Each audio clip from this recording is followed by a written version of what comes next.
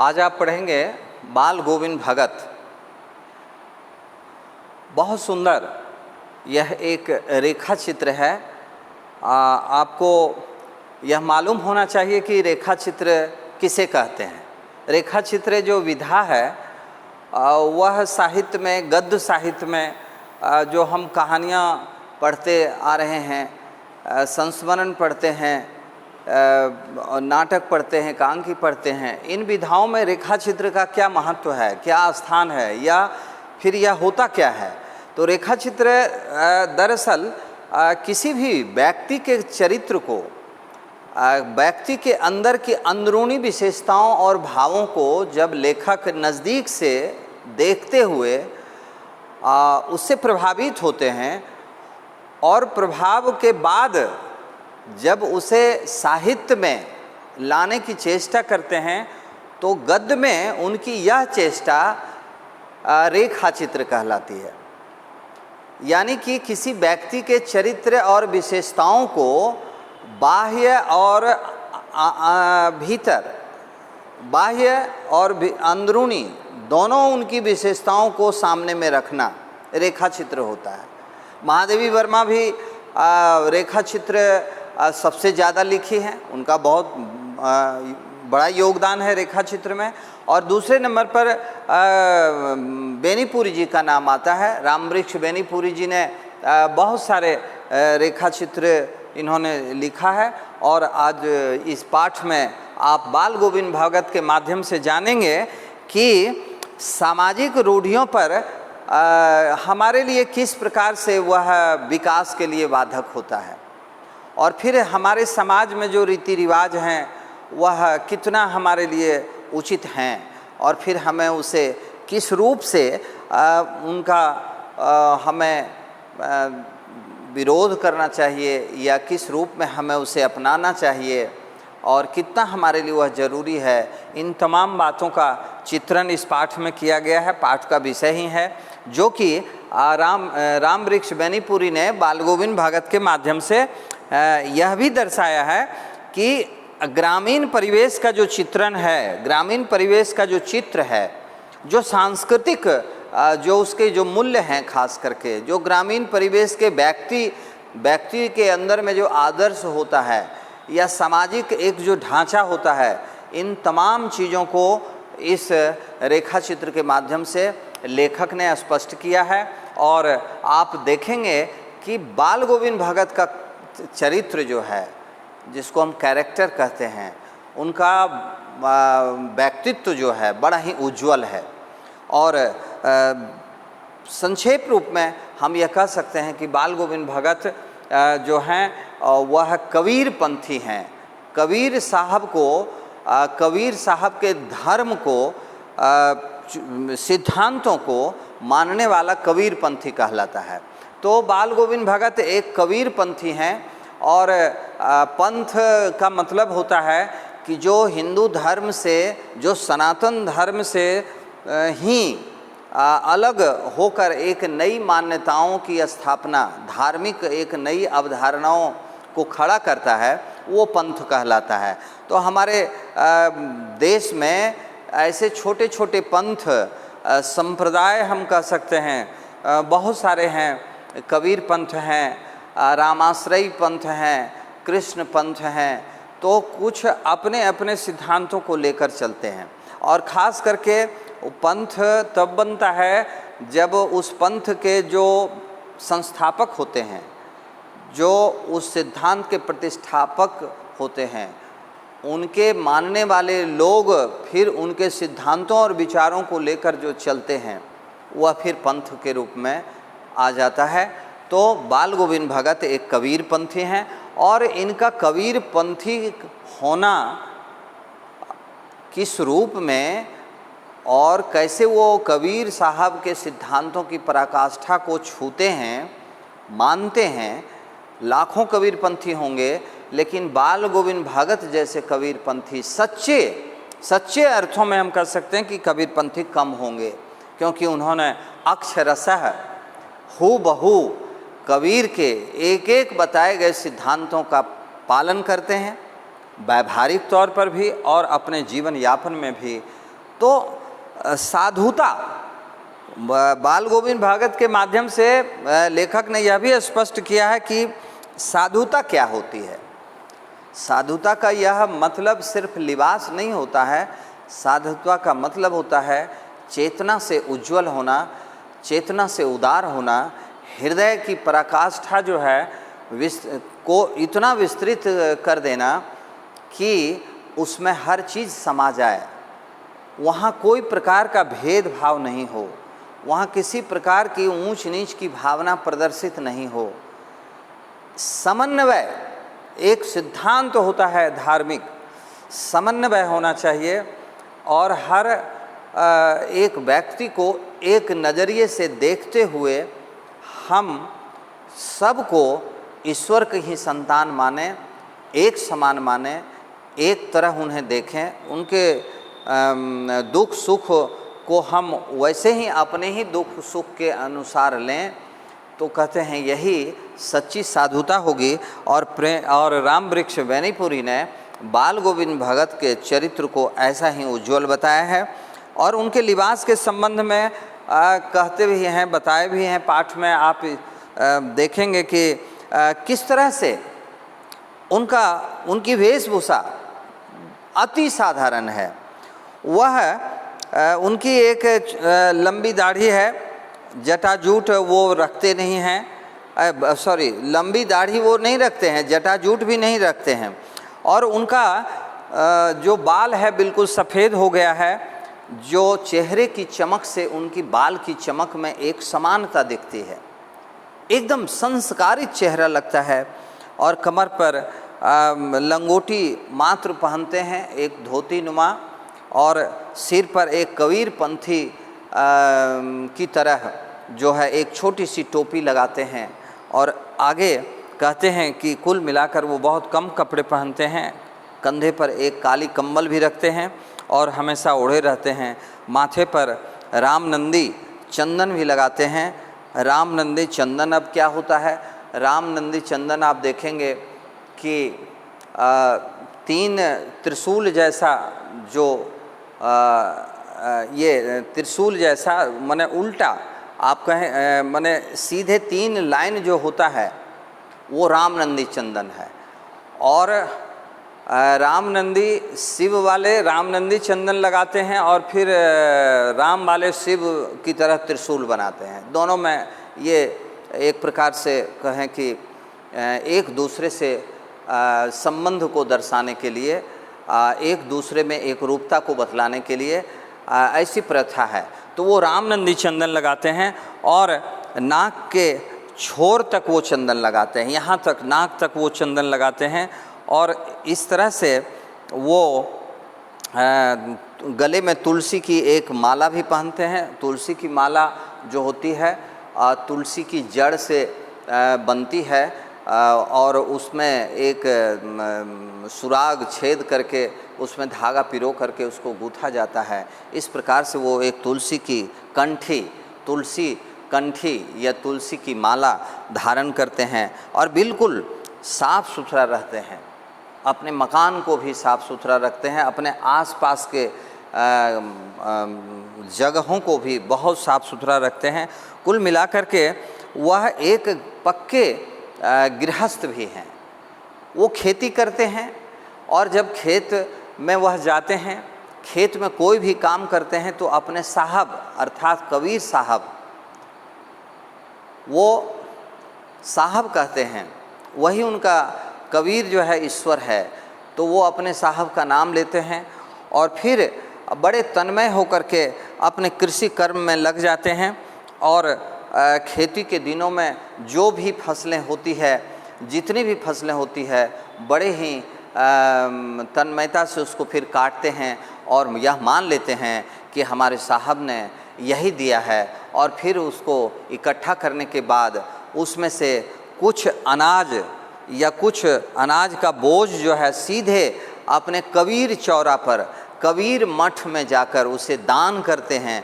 तब वह जो है उस अनाज को ग्रहण करने के लायक समझते हैं और सारे अनाजों को ले जाते हैं।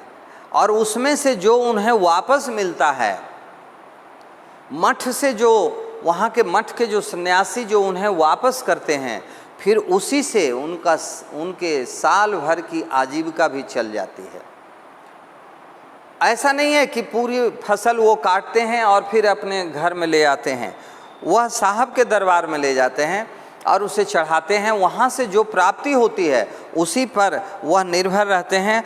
और फिर उनका जो नियम है सुबह रोज़ उठना और फिर कोसों दूर गंगा स्नान के लिए जाना और फिर वहीं गंगा स्नान करने के पश्चात वह फिर कुछ दूरी पर एक टीले पर बैठकर फिर वह अपने गीत गाते हैं।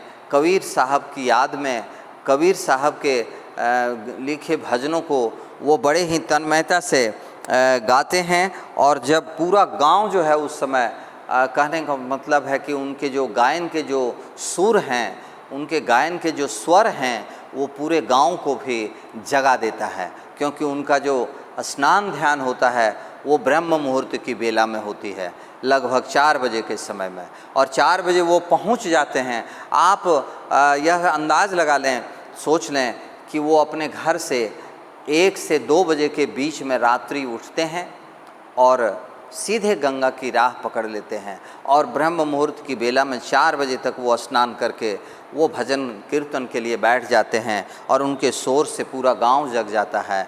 और फिर यही क्रियाएं उनकी जो है शाम में भी होती है। संध्या आरती करते हैं अपने ही आंगन में बैठकर, और वह संध्या आरती बहुत भजन कीर्तन के साथ होता है। लेकिन कबीर पंथियों का कभी कभी ज़्यादातर कह सकते हैं कि वो रात्रि वेला में भी भजन करते हैं। ठीक आधी रात यानी ठीक 12 बजे उनकी पूजा और प्रार्थना शुरू होती है। इस तरह से जब भादों के महीने में रात गहरी होती है, काली होती है, अंधेरी होती है और मूसलाधार बारिश भी होती रहती है या ख़त्म हो जाती है, बादलों की गरज होती है, बिजली की चमक होती है, तो ऐसी अवस्था में हम आसपास में देखते हैं दादुर अर्थात मेढक और झिंगुरों की आवाज़ जो है चतुर्दिक गूंजता है, एक संगीत का वातावरण पैदा करता है। और ऐसे ही संगीत में जहाँ झिंगुरों की आवाज़ हो, दादुर यानी मेढकों की आवाज़ हो, जहाँ बिजली की चमक हो, बादलों की गड़गड़ाहट हो, ऐसे वातावरण के बीच में बाल गोविंद भगत का संगीत जो है गूंज उठता है। वो भी गाना शुरू कर देते हैं और पूरा वातावरण, पूरा गांव जो है उनकी खंजड़ी और डिमक डिमक करके बजना शुरू होती है। खंजड़ी कहते हैं कि बीने के आकार का एक सारंगी नुमा एक वाद्य यंत्र होता है जिसे उंगलियों से छेड़कर बजाने की परंपरा रही है। उसकी डिमक डिमक आवाज़ जो होती है, खास करके उनके गायन की शैली पर ही वह बजता है। और वह कबीर पंथी जो साधु होते हैं, जो उनके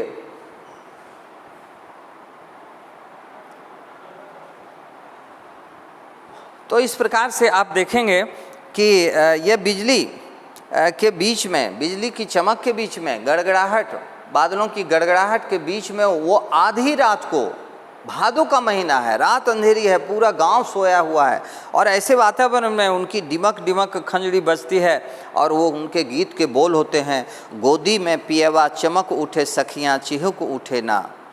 अब ये पिया किससे, पिया का मतलब होता है स्वामी। ये गोदी में पियवा किसको कह रहे हैं? ये संबोधन है अपने साहब को, अपने ईश्वर को। कहते हैं हम अपने ही पिया के गोद में हैं। अब वो जो करें, जैसे करें, जैसे वो हमें खिलाएं, जैसे खिलाएं, जैसे वो पहनाएं, जैसे वो जीवन यापन करवाएं, है ना। और कहते हैं कि ऐसे में जो है उनका जीवन उनकी गोद में बीतता है। और कहते हैं कि अचानक उनकी आत्मा में एक चमक होती है और कहते हैं वो चिहुक उठते हैं और इस तरह से बड़े ही गंभीर अर्थों में वह डूबते हैं और बड़े गंभीर अर्थों से भरे गीतों को वह गाते हैं। और ऐसे वातावरण में आधी रात को अकस्मात जो है एक चौंकने वाली सुर की मिठास जो है लोगों का ध्यान भी आकर्षित करता है, और जब संसार सो जाता है तब बाल गोविंद भगत जाग जाते हैं। ये उनके गीत की प्रक्रिया है। ठीक इसी तरह से कार्तिक का महीना आता है, और कार्तिक महीने में धान जो है खेतों में जब बोया जाता है तो कहते हैं उसकी शुरुआत वो कैसे करते हैं, धान कैसे वो बोते हैं, तो कहते हैं धान बोते वक्त एक एक धान के बीज को, उसको हम बिचड़ा कहते हैं, ग्रामीण भाषा में उसको धान के पौधे को बिचड़ा बोला जाता है, और उसको बड़े ही अपनी उंगलियों के पोरों से पकड़ के बड़े बारीक ढंग से वह उसको उखाड़ते हैं, फिर उसका बंडल बनाते हैं, फिर पानी के खेतों में, पानी से भरे खेतों में डालते हैं, और उस समय उनका गीत गूंजता रहता है, समूह में गाते हैं। उनके आसपास में काम कर रहे लोग उनके गीतों में इतना तन्मय हो जाते हैं। वो धान रोपनी गीत जो होता है, एक तरह से कहें कि वो गीत धान रोपनी गीत नहीं है, लेकिन वो तो अपने साहब के लिए गाते हैं, वो तो भजन है। लेकिन धान रोपनी गीत जो लोग गा करके धान बोया करते थे वो भूल जाते हैं, और इनके साथ लग जाते हैं इस प्रकार से। और कहते हैं बाल गोविंद भगत का यह धान लगाने के समय में जो तन्मयता होती है, और उनके माथे पर जो श्रम बिंदु, जो पसीने की चमक जो उभरती है, उनके चेहरे की आभा को, उज्ज्वलता को और भी बढ़ा देता है। इस प्रकार से उनके सुरूर को, मतलब उसके उनकी जो लगन है, उनके जो मगन होकर के जो वो गा रहे हैं, बड़े ही जीवंत शब्दों के माध्यम से लेखक राम वृक्ष बैनीपुरी जी उसको स्पष्ट किए हैं। और कहते हैं कि बाल गोविंद भगत का एक और कैरेक्टर है, एक और चरित्र है। कहते हैं कि जब संध्या के समय में, जब शाम गर्मी के दिन में उमस से भरी हुई होती है, तो वो अपने घर के सामने आसन बिछाते हैं, और गांव के कुछ प्रेमी या उनके हम उम्र की टोलियां वहाँ धीरे धीरे जुट जाते हैं, जमा होते हैं, और फिर उनके बीच में उनकी खंजड़ी फिर से बजने लगती है, उनके सुर और करताल फिर के बीच में उनका गीत जो है गूंजता है, और इस तरह से उनकी प्रेमी मंडली भी उनके गीतों को दोहराते हैं। ये उनकी संगीत साधना का चरम बिंदु है। ग्रीष्म के मौसम में भी एकदम पसीने से तरबतर, और फिर वो गाते गाते उठ जाते हैं, सबके बीच में भाव विभोर होकर नृत्य भी करने लगते हैं, और उनका सारा आंगन नृत्यमय हो जाता है, संगीत से ओतप्रोत हो जाता है। ये संगीत की उनकी पराकाष्ठा वहाँ दिखती है। और फिर बाल गोविंद भगत के चरित्र का एक और उत्कर्ष जो है दिखाया गया है, तब जब एकमात्र पुत्र उनका जो मंद बुद्धि का था, अचानक उसका निधन हो जाता है। तो हमारी परंपरा के अनुसार पुत्र की मृत्यु पर हम शोक मनाते हैं, रोते हैं, बिलखते हैं, लेकिन बाल गोविंद भगत उस समय अपने पुत्रवधू को, जो पुत्रवधू उनके घर की रीढ़ है, बड़े ही सुशील, कर्तव्यनिष्ठ, उनकी पुत्रवधू भी इतनी कर्तव्यनिष्ठ है कि संपूर्ण घर गृहस्थी को वो संभाल कर रखती है। और जब वह रो रही है, बिलख रही है अपने पति की मृत्यु पर, और उनके पति का जो पिता है यानी बाल गोविंद भगत जो है, वह अपनी पुत्रवधू के पास जाकर कहते हैं कि ये रोने का वक्त नहीं है, ये आत्मा और परमात्मा का मिलन का क्षण है, यह खुशियाँ मनाने का वक्त है। और वो परंपरा को तोड़ते हैं।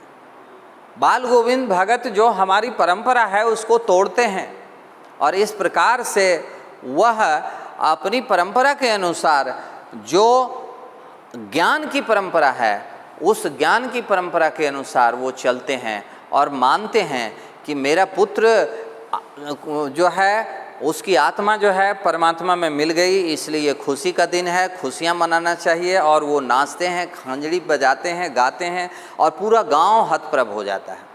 ये उनकी एक आप कह सकते हैं कि एक उनके चरित्र का चरमोत्कर्ष है।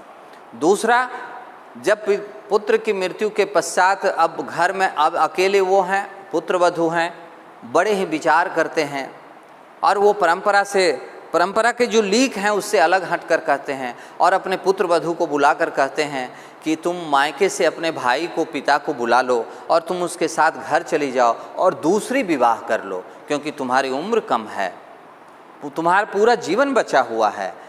और वह साफ शब्दों में कहते हैं कि मेरे पुत्र की याद में तुम्हारा जीवन नष्ट हो, यह हमारी परंपरा नहीं है। तो कुल मिलाकर हम कह सकते हैं कि बाल गोविंद भगत के पास धर्म का आडंबर नहीं है, वो धर्म के आडंबरों से काफ़ी दूर हैं। उनका जो साहब हैं, यानी जो उनके जो ईश्वर हैं, कबीर जो हैं, वह किस तरह से, कितना वह उसको वो अपने में समा लिए हैं, कितना वो समन्वय अपने में अपने साहब के साथ कर लिए हैं और उसको कितनी बारीकी से अपने दैनंदिन जीवन में भी उसको व्यवहार में लाते हैं। और दूसरा कहते हैं कि गांव में कोई अगर छोटी सी भी वस्तु अगर उनको मिलती थी, लगता था कि इसका हम थोड़ा प्रयोग करें, यूज करें, व्यवहार में लाएं, तो जिसकी वो चीज़ है उनसे पूछ करके बिना अनुमति लिए वो कभी उसको हाथ नहीं लगाते थे। कुल मिला करके हम कह सकते हैं कि बाल गोविंद भगत का चरित्र जो है इस रेखा चित्र के माध्यम से इतना उज्जवल, इतना प्रभावशाली, इतना आप कह सकते हैं साधुतापूर्ण ढंग से प्रस्तुत किया गया है कि हमारे समाज को, हमारे पाठकों को, हम विद्यार्थियों को एक संदेश जाता है कि धर्म क्या है, साधुता क्या है और समाज में कहाँ पाखंड है, कहाँ आडंबर है, कहाँ वो परंपरा टूटनी चाहिए। इन तमाम बातों पर यह रेखा चित्र प्रकाश डालती है। और राम वृक्ष बेनीपुरी बाल गोविंद भगत के माध्यम से जो सामाजिक रूढ़ियों पर जो कई जगह प्रहार किया गया है, इन तमाम बातों को यह पाठ बहुत सुंदर ढंग से स्पष्ट करती है। और कुल मिलाकर के हम कह सकते हैं कि बाल गोविंद भगत राम वृक्ष बेनीपुरी के रेखा चित्र के माध्यम से एक उज्ज्वल चरित्र हैं साहित्य में, जो आज भी इनकी मान्यताएं हैं और इस मान्यताओं को आज भी लोग ग्रहण करते हैं। तो आप इसको पढ़ेंगे और पूरा रीडिंग देंगे पाठ को, तो आपको पूरा का पूरा समझ में आएगा, क्योंकि हम आपको सारांश के आधार पर जो इसका थीम है, जो इसकी बातें हैं, उसको 20 मिनट के दरमियान मैंने रखने का प्रयास किया और आप इसको खुद ढंग से आप पढ़ेंगे तो आपके प्रश्न उत्तर लिखना बिल्कुल सरल हो जाएगा। धन्यवाद।